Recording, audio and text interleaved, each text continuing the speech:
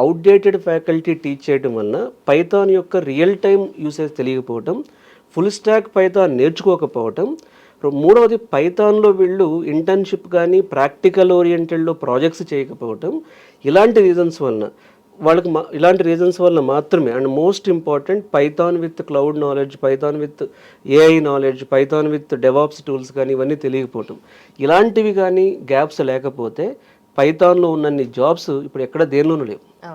కానీ పైథాన్ నేర్చుకుని మిగిలిపోతున్న స్టూడెంట్స్ కూడా ఎక్కడ లేరు.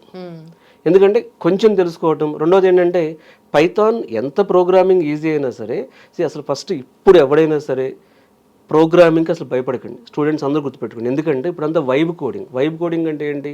ఖచ్చితంగా మీకు లాజిక్ బిల్డింగ్ తెలియాలి, బట్ చాలా వరకు ఏఐ టూల్స్ మీకు కోడింగ్లో కొంత హెల్ప్ చేస్తున్నాయి. కాబట్టి ఇప్పుడు ప్రోగ్రామింగ్ ఏమంత కష్టం కాదు. ఒకప్పుడు ప్రోగ్రామింగ్ కష్టం అంటే ఒప్పుకుంటాను, కానీ పైథాన్ వచ్చాక, వైబ్ కోడింగ్ వచ్చాక, ఏఐ టూల్స్ వచ్చాక కోడింగ్ ఏం కష్టం కాదు. సో మీరు పైథాన్ నేర్చుకోవాలనుకున్నప్పుడు ఒక ఫ్రేమ్వర్క్లో, అంటే ఏంటి ఆ ఫ్రేమ్వర్క్? సో మీరు ఖచ్చితంగా ఒక పైథాన్ అనే సబ్జెక్ట్ని అడ్వాన్స్డ్ టాపిక్స్ నేర్చుకోండి. నాట్ ఓన్లీ పైథాన్కి సంబంధించినటువంటి ప్రాక్టికల్ కోడింగ్ ఛాలెంజెస్ని హ్యాకర్స్ ర్యాంక్ కానీ, లీట్ కోడ్ కానీ ఆ స్టాండర్డ్లో ప్రాక్టీస్ చేయండి. సో ఆ ప్లాట్ఫామ్స్లో కానీ మీరు ప్రాక్టీస్ చేయగలగాలి. అలాగే సో ఈ పైథాన్తో పాటు మీకు బేసిక్ మ్యాథమెటిక్స్, సిఆర్టీ నాలెడ్జ్ ఉండాలి. ఎందుకంటే మీరు ఫ్రెషర్గా జాబ్ కొట్టాలంటే ఫుల్ స్టాక్ పైథాన్ అనేది ఖచ్చితంగా one of the best option.